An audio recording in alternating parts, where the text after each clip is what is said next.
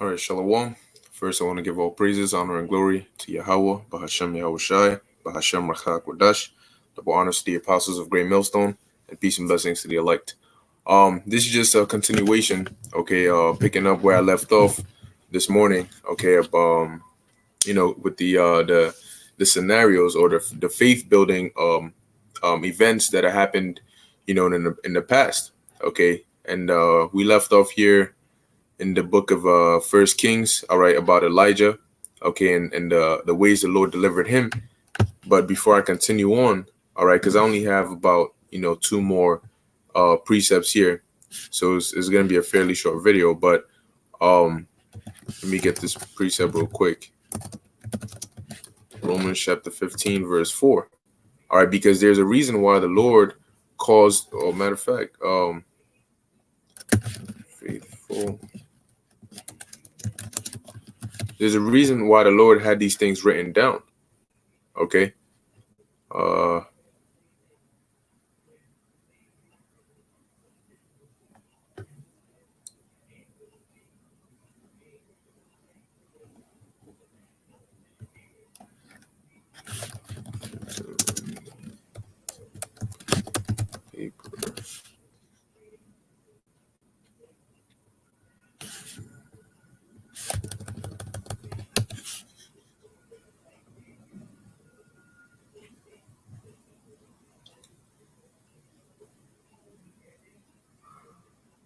Salakia, I'm just trying to see if I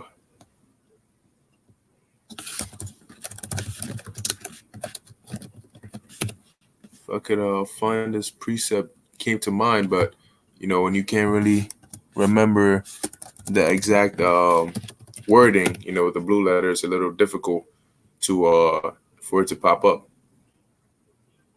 All right, let's see if it's in here.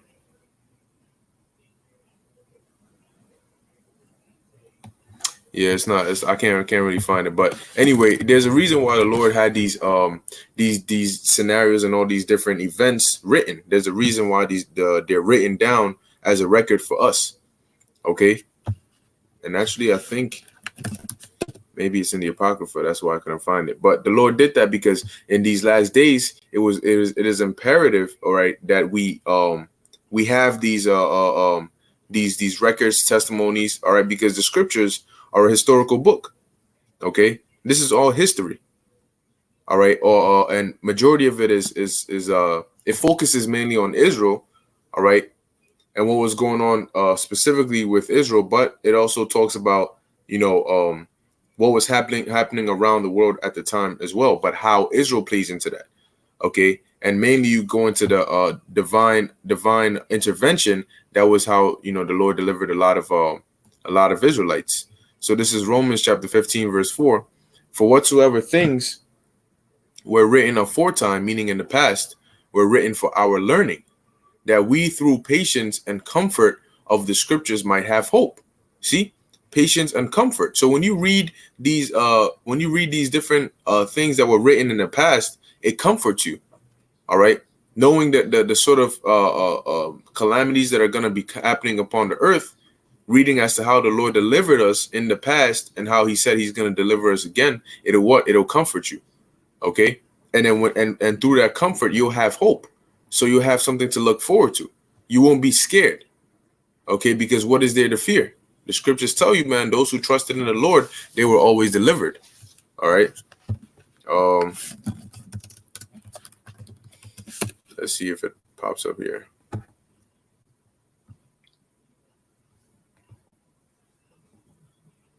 There it is. 2nd Ezra 15 and 2. There we go. I'll start at verse 1. This is 2nd Ezra chapter 15, verse 1. Behold, speak thou in the ears of my people the words of prophecy, which I will put in thy mouth, saith the Lord, and cause them to be written in paper, for they are faithful and true. Okay, so and of course it's not just prophecies. All the words written in the scriptures, okay, where the Lord had put the Spirit on certain men to write it down. Okay, you have prophets who had scribes. Okay, but all these things were written to boost our faith, to comfort us. Okay, And that's important, that because now that we have that leisure, now we have the opportunity to build upon our faith, to build upon our knowledge, wisdom, and understanding. Okay, our courage, our hope, all these things we're gonna need. All right, these are the things that we're gonna. It's sort of like storing food for winter, when you can't go out, so you have to rely on what you have. So you have to store it up now, so when that time comes, you can use it. All right. You have to exercise your faith. So it's not a new thing to you when you're in a time where you need to show a great amount of faith. It's not going to be a new thing to you. So you have to constantly if pray for it. All right, pray for it and actually exercise your faith, man. Um, this is Daniel chapter 3.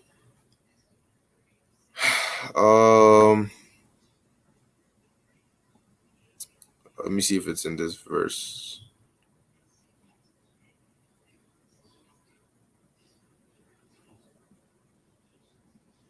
Yep, it's in here. All right. And I'll just start at verse 1. Daniel chapter 3, verse 1. Nebuchadnezzar the king made an image of gold, whose height was 60 cubits, and the breadth thereof 6 cubits. He set it up in the plain of Dura and in the province of Babylon.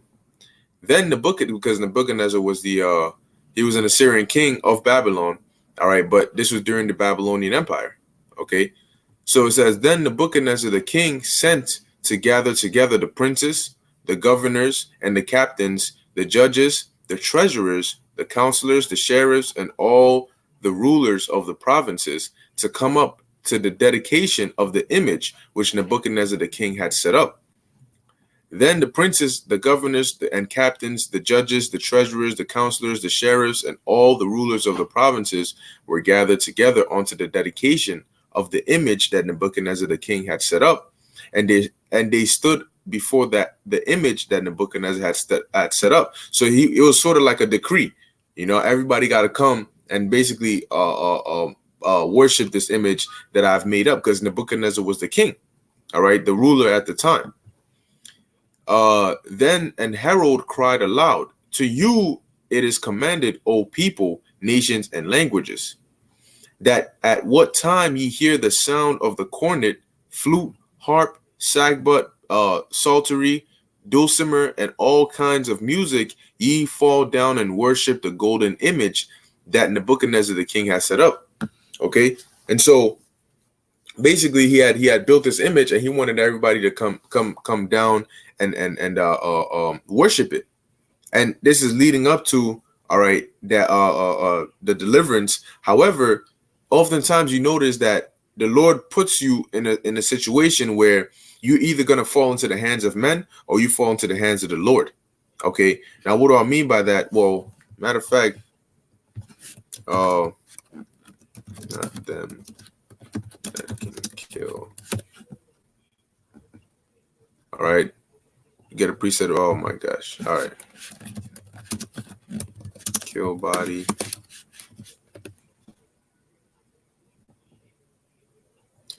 There it is, Matthew 10, verse 28. It says, and fear not them which kill the body, but are not able to kill the soul or the spirit, but rather fear him which is able to destroy both soul and spirit in hell. Okay, so that's letting you know, man. Oftentimes you'll be put in a scenario where the Lord is going to test your fear, whether you fear man more than you fear him. Okay, so in a case like this, which, you know what, I'll speak on it when we get there. It says, and whoso falleth not down and worshipeth shall the same hour be cast into the midst of a burning fiery furnace. So now he's commanding basically all the people of his province to come down and worship, or else these will be the consequences. Right now, being thrown in the midst of a burning fiery furnace doesn't sound too pleasant. Okay, so you're placed with the option of, okay, do I commit idolatry, or and have the Most High judge me for it, or do I be disobedient to the king and then have or be put to death at the decree of the king? So you have to decide now, though it seems like a lose-lose, where if you obey the king, that's why the scriptures tell you you can't serve two masters. All right, because if you obey the king, you disobey the Lord. If you disobey the king, you obey the Lord. All right, but as Israelites, you got to put the Lord first, man. Like I did a video on Susanna. She said, "Look, man, I'd rather fall into the hands of the Lord. Okay, I'd rather you I'd rather obey the Lord and suffer the consequences from man than to obey man and suffer the consequences from the Lord, because the Lord can deliver you from man, but man cannot deliver you from the Lord." Okay. As a matter of fact, let's get a quick precept for that. Hebrews 10:31. For it is a fearful thing to fall into the hands of the living power. Okay, it is a fearful thing because nobody can deliver you if the Lord wants you dead, you're gonna die. All right, so it's best you know what I mean, you rather like in this scenario, you take the burning furnace, man. So it says, therefore, at that time, when all the people heard the sound of the cornet, flute, harp, sackbut, psaltery, and all the kinds of music, all the people, the nations, and the languages fell down and worshipped the golden image that Nebuchadnezzar the king had set up. Wherefore, at that time, certain Chaldeans came near and accused the Jews. They spake and said to the king Nebuchadnezzar, O king, live forever. Thou, O king, hast made a decree that every man that shall hear the sound of the cornet, flute, harp, sackbut, psaltery, dulcimer, and all kinds of music shall fall down and worship the golden image. And whoso faileth not, whoso falleth not down and worshipeth, that he should be cast into the midst of a burning fiery furnace. All right. So if that this was the decree, and they knew, because look, man, it was against our laws, all right, our divine laws, to do things like this. Okay. And during certain captivities, they completely disregarded it, and in other captivities, they would form some sort of agreement to allow us to still keep our laws, but just pay tribute to them, like hence the Roman captivity. Okay. It says there are certain, so they were accusing the Jews. It says there are certain Jews whom thou hast set over the affairs of the province of Babylon, Shadrach, Meshach, and Abednego. These were their Babylonian names. These men, O king, because remember, after Nebuchadnezzar had destroyed and taken down Jerusalem, all right, he took the royal youth or the best of the best from them, all right, and had them brought to Babylon, but he basically wanted them to be groomed to serve him, to be put in high estate. So if they knew, yo, he's an Israelite, but he's exceptionally smart, or he's exceptionally talented or wise, we can use him to better us. So I want you to take care of him right, and I want you to put him up here, make him, ruler over this, or governor or president, whatever. Hence the case of Daniel, okay, and the case of these three men. It says, these men, O king, have not regarded thee; they serve not thy gods, nor worship the golden image which thou hast set up. Then Nebuchadnezzar, in his rage and fury, commanded to bring Shadrach, Meshach, and Abednego. Then they brought these men before the king. So when he heard this, he was upset. Like, who are you to disobey my decree? Nebuchadnezzar spake and said unto them, is it true, O Shadrach, Meshach, and Abednego, do not ye serve my gods, nor worship the golden image which I have set up? Now, if ye be ready, that at what time ye hear the sound of the cornet, flute, harp, sackbut, psaltery, and dulcimer, and all kinds of music, ye fall down and worship the image which I have made, well. But if ye worship not, ye shall be cast the same hour into the midst of a burning fiery furnace. And who is that God that shall deliver you out of my hands? You see? So Nebuchadnezzar got proud. All right. He got proud. But what you had going on here was that he had called him over, that, you know what? I'm gonna give you sort of like I'm giving you a second chance. You know, they told me that y'all not doing this, but look, if when those instruments play, if you fall down, you're gonna be good. But if you don't bow down, man, we're gonna toss your ass into that fiery furnace, man, because you're not about to undermine me when I give a decree and you decide, you're just so special, you don't have to follow it, you know. But they were so special that they didn't have to follow it. Shadrach, Meshach, and Abednego answered and said to the king, O Nebuchadnezzar, we are not careful to answer thee in this matter. If it be so, our power whom we serve is able to deliver us from the burning fiery furnace, and he will deliver us out of thine hand, O king. But if not, be it known unto thee, O king, that we will not serve thy gods, nor worship the golden image which thou hast set up. Now, this was a bold thing to say, especially to the king. Being under the threat of being melted in a furnace, a lot of people would have caved in under fear. But this shows you what? The faith. It was because they had faith in the Lord, all right, that they were able to boldly decline, decline that invitation to sin. It says then, and the Lord, when you have the understanding that it's the Lord who works on the minds of men, okay, when you're put in scenarios like this, you got to think about it spiritually, that the Lord is really doing this to test your faith. All right. Oftentimes, the Lord might not put you to death. He just wants to put you in that scenario to see how do you react under the threat of death. Are you gonna stay faithful and obey me, or are you gonna cower, all right, and be fearful and obey man? Because the Lord, if he wanted to, he can just snap his fingers and the angels would just destroy that man.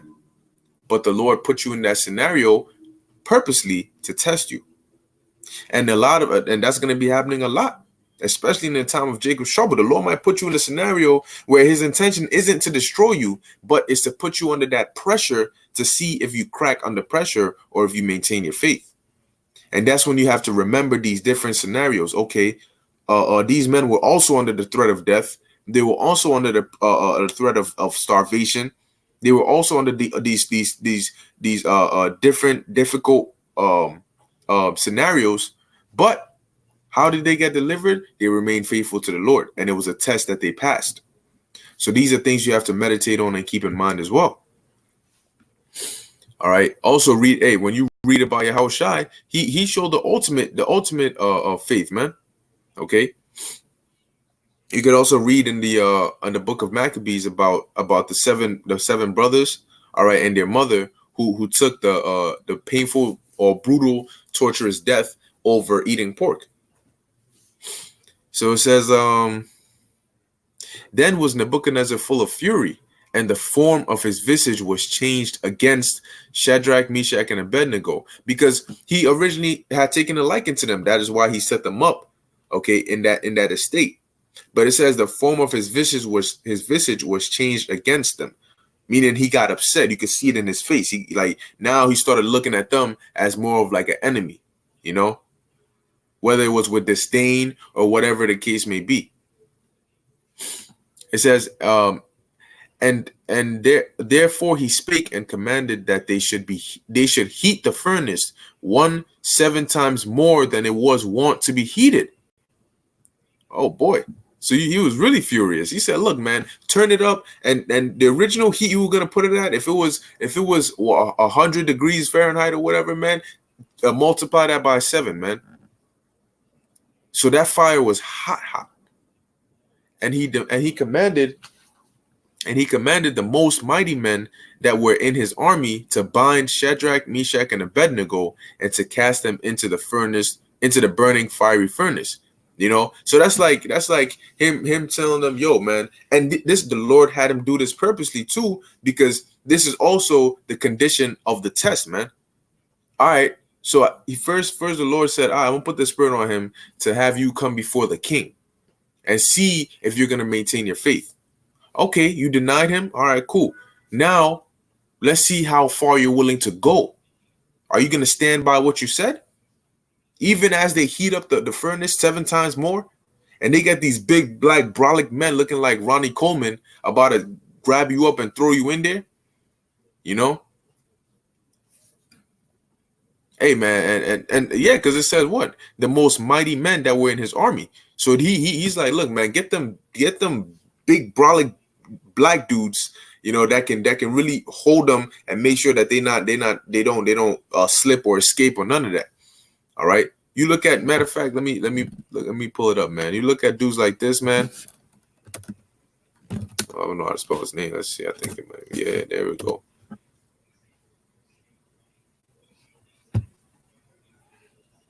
So let's say he sends a guy like this, right? Ronnie Coleman, right? He sends a guy like this. He's like, yo, grab him up and toss him, you know what I mean? Toss them into the furnace, man. Where are you going? You know, once a dude like that gets hold of you, you're done. You know, the only place you're gonna go is from his hands into that furnace. All right. But let's see what happens. It says, then these men were bound in their coats, their hosen and their hats and their other garments, and were cast into the midst of the burning fiery furnace. Therefore, so they grabbed them up, their clothes and all, and they threw them in there. Therefore, because the king's commandment was urgent, the furnace was exceeding hot. The flame of the fire slew those men that took up Shadrach, Meshach, and Abednego. So it was so hot that those who went there to even throw them in there, okay, they got burnt up, man. Damn, that's not no hot oil from the stove splashing on you. Like, damn, this joint hurt, or you might touch the oven by accident. No. This is some real heat. All right. It says, and these men, Shadrach, Meshach, and Abednego, fell down bound into the midst of the burning fiery furnace. So they were tied up. All right, to be bound. You can't move. All right. So they probably tied up their hands, tied up their legs.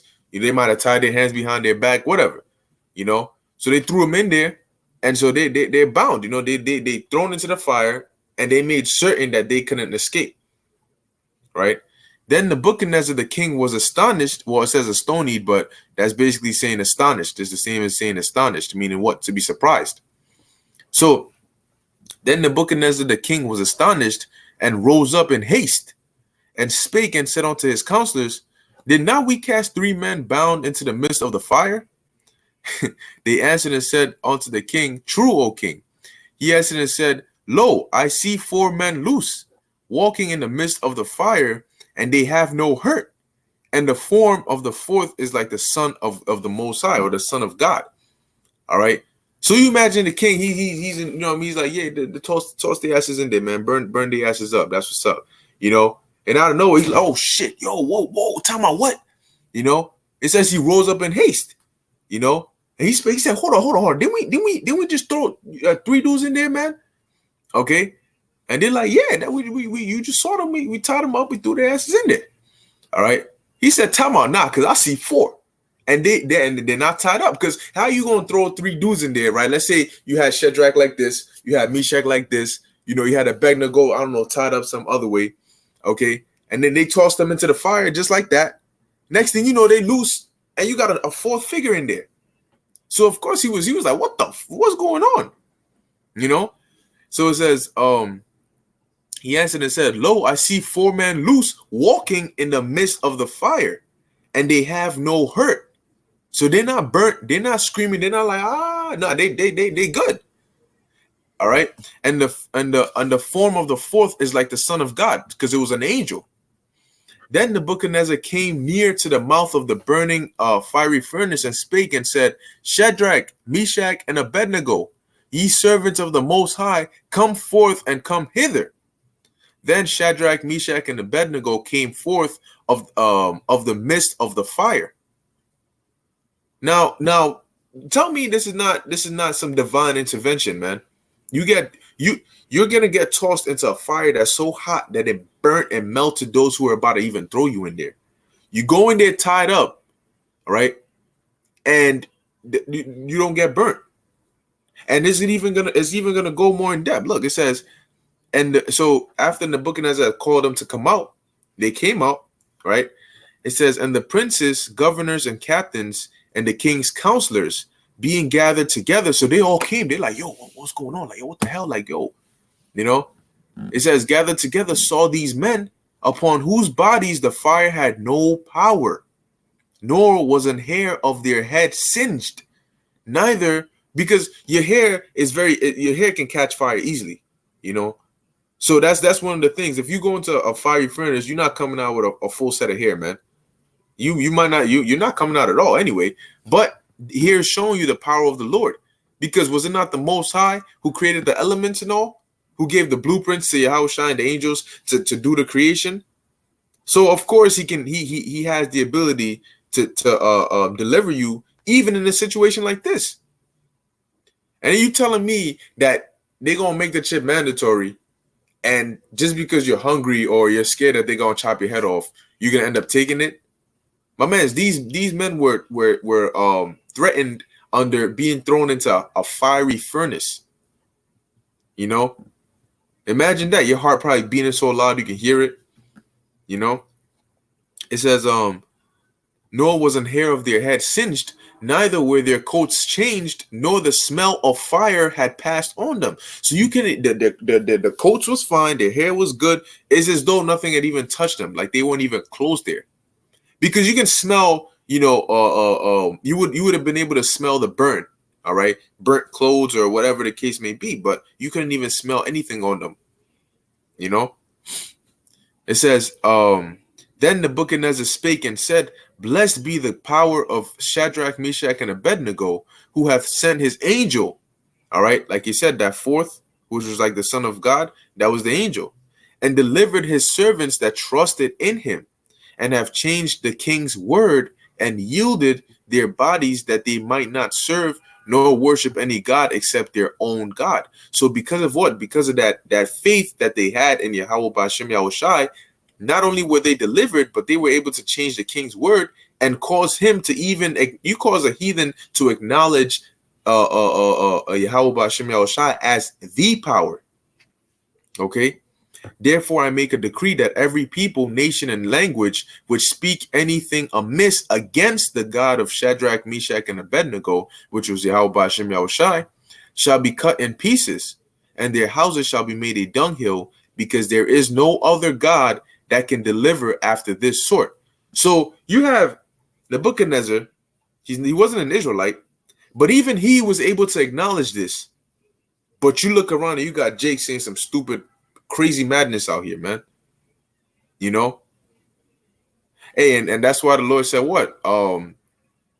Had he roughly paraphrasing, I think it went along the lines of, had he gone to Tyre and Zidon and basically preached a word there, they would have received it, man. Okay? But it's Jake, man. It says, then the king promoted Shadrach, Meshach, and Abednego in the province of Babylon. Now, when you read in the Apocrypha, let me see it. Psalm 3, Holy Children. It tells you, I think it goes a little bit more in depth as to what happened in the fire. There we go. Now, I'm going to read a little bit of this. I'm not going to read the whole thing. But after they were thrown into the fire, okay, this is what was happening. Because this is like it says, prayer of Azariah. All right. It says, and they walked in the midst of the fire, praising the Most High and blessing the Lord. Because they were like, yo, the Lord, imagine you being in that scenario, that situation. You get tossed into the fire, you know, and you're not feeling nothing. You're like, yo, like, you know. So of course they were praising the Lord. They were praising the Lord, man. Okay, and they were blessing the Lord, because it's like, yo, like that's a beautiful, miraculous thing. Okay, it says then Azarias. Okay, because remember, Shadrach, Meshach, and Abednego were their Babylonian names. All right. Then Azarias stood up and prayed on this manner, and opening his mouth in the midst of the fire said, let me see actually if I can if what I'm looking, the verse I'm looking for is in here.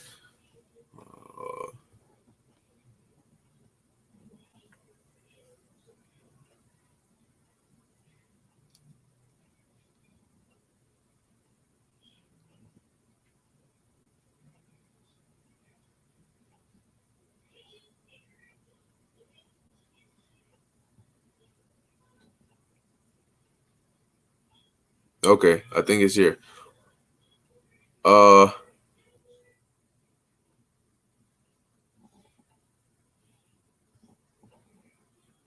okay, this is jump down to verse 20.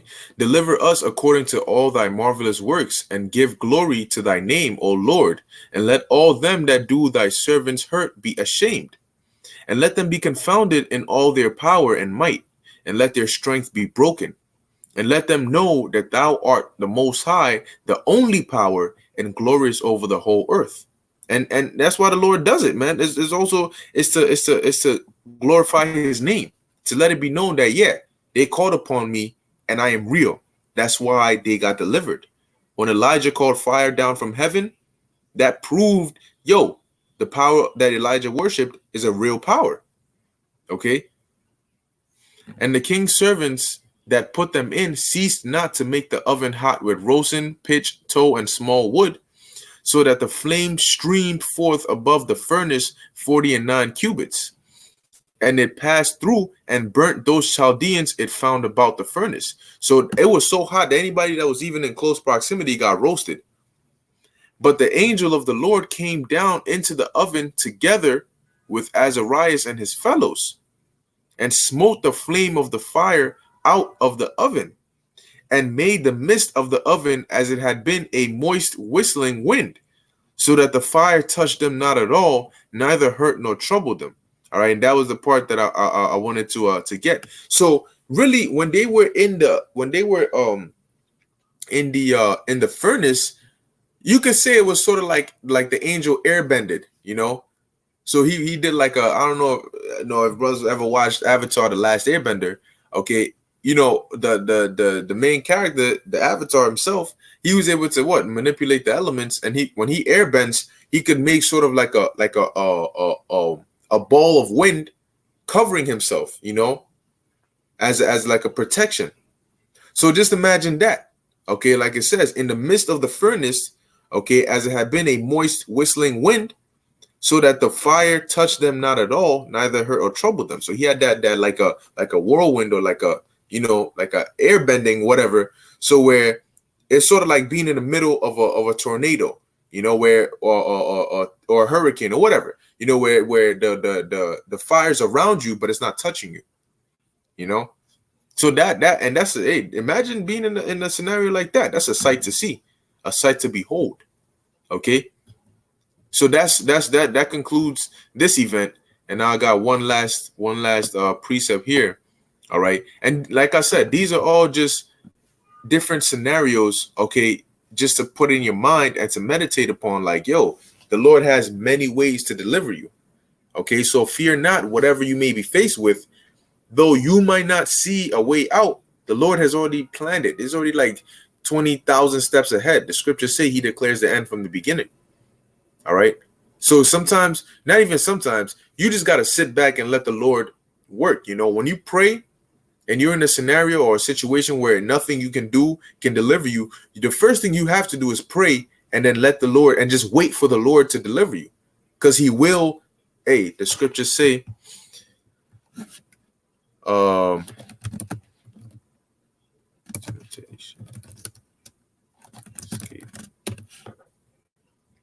I spelled that wrong. All right. The Lord will deliver you, because you're calling upon Him, and literally there's nothing you can do, you know. So it's like the Lord has no option but to deliver you, because you're calling upon Him. And if you're doing what you got to do, you know, if you're doing what you got to do, then like the scriptures say, He's not a man that He should lie. 1 Corinthians 10:13. There hath no temptation taken you, but such as is common to man. But the Most High is faithful, who will not suffer you to be tempted above that ye are able, but will with the temptation also make a way to escape, that ye may be able to bear it. So don't worry about it, man. You might be in a position where it looks like there's no way out. You pray, and some way, somehow, the Lord will deliver you, man. Just look out for it.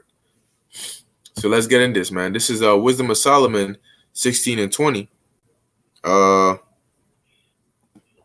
right, going into how the Lord fed, okay, Israel, all right, when they were out in the wilderness, okay. It says here, this is Wisdom of Solomon 16 and 20. Instead whereof thou feddest thine own people with angels' food, right? Because remember, the Lord had it rain manna. It says, and did it send them from heaven bread prepared without their labor. All right. Now check this out.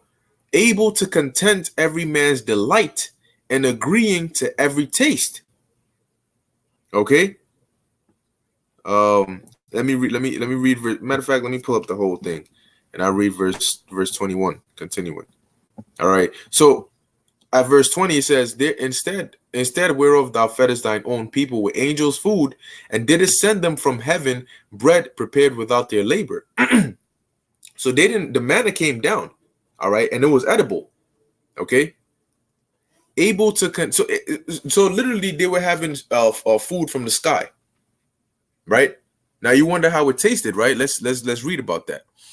Able to content every man's delight and agreeing to every taste. For thy sustenance declare thy sweetness unto thy children, and serving to the appetite of the eater, tempered itself to every man's liking. Okay. So really picture that, man. The manna came down and the Lord had it to where it says what? Serving to the appetite of the eater. You know, however whatever taste is, whatever your taste buds deem to be the tastiest in your mouth, that's how it tasted. All right, tempered itself to every man's liking. So if I might like the taste, the way a certain food tastes, all right, when I ate that, it tasted just like that. You might not like the way you let's say I like cheeseburgers, you know, and somebody else likes pizza, you know, and somebody else likes Chinese food or whatever. That person, the next person might not necessarily like cheeseburgers. He might like pizza more. But when I ate the food, it tasted like cheeseburgers to me. When he ate it, it tasted like pizza to him. You know? So like I said, it tempered to every man's liking. All right. So it wasn't, oh, you like it? Nah, it's a little too salty for me. Oh, nah, it's a little too sweet for me. Nah, I don't really like the way, you know, how chewy it is. No, to everybody was perfect. You know, and because that's what kind of chef is able to do that to where he makes food that satisfies everybody's taste buds perfectly, you know, and that's how the Lord did it, man. So literally, there's nothing impossible, all right, with the Lord. The scriptures tell you that, man. All you have to do is just believe, have faith. So really, when the time's coming, it's exciting because the Lord is going to show forth his hand. The Lord is you're going to actually see the full force of the Lord's hand upon the earth, man. All right. The different ways brothers are going to be delivered. Okay. The different scenarios you'll be put in and the way the Lord is going to save you out of it. It's going to be like never before seen. Like you're watching a freaking Avengers movie or a Marvel movie, man, where you actually see it and you're like, oh shoot. Well, guess what? You're gonna be seeing some supernatural things in real life, to where you just might not be able to believe your eyes. You know, your brain is gonna tell you, yeah, it's happening, but you're gonna be looking at it like, yo, like, is this really happening? Like, am I really seeing this right now? Hey, the Lord might send an angel down, and here it is. You looking at the angel, you shook, but you're looking at the angel like, yo, like that's an actual angel right there, you know. All right, but that time is coming, so there literally is nothing to fear, man. You have nothing to worry about if you're doing what you have to do. That is why it's so important. All right, and we stress, hey, man, whatever your lot is, whatever you're able to do to further this ministry, okay, to please the Lord, do it, because you're gonna be glad in the end that you gave your all for this truth. You're gonna be glad in the end that you fought for the Lord, so He can fight for you. You served Him, so He can reward you. All right. So yeah, these things are good to meditate upon, and they will increase your faith, and they will be beneficial to you. All right. But if you're not of the Lord's elect, and if you're not doing the things that are pleasing to the Lord, guess what? All these people I read about, Shadrach, Meshach, Abednego, Daniel, Elijah, Okay, all of them were doing things that pleased the Lord. They were righteous men of the Lord. That's why they got delivered. So that's one factor you have to keep in mind, man. Okay, but yeah, I think I pretty much covered it. Okay, I'm gonna end the video here. Lord willing, this was edifying unto the elect. Okay, let me just end this right here. And hey, man, we're in that time where these things are going to be happening. All right, spiritual and miraculous things are going to be happening right before your eyes, man. All right, it's not going to be just you tuning onto YouTube and you see brothers doing videos and we're talking about it and we're breaking it down, but you're actually going to be seeing it, hearing about it. You know, it's going to be everywhere. Okay, so that's something to look forward to. All right, and just keep on pushing, pray, and stay in the spirit, man. Okay, so once again, I hope this was edifying unto the elect. I want to give all praises, honor, and glory to Yahweh, Bahashem Yahweh Shai. Until next time, Shalom.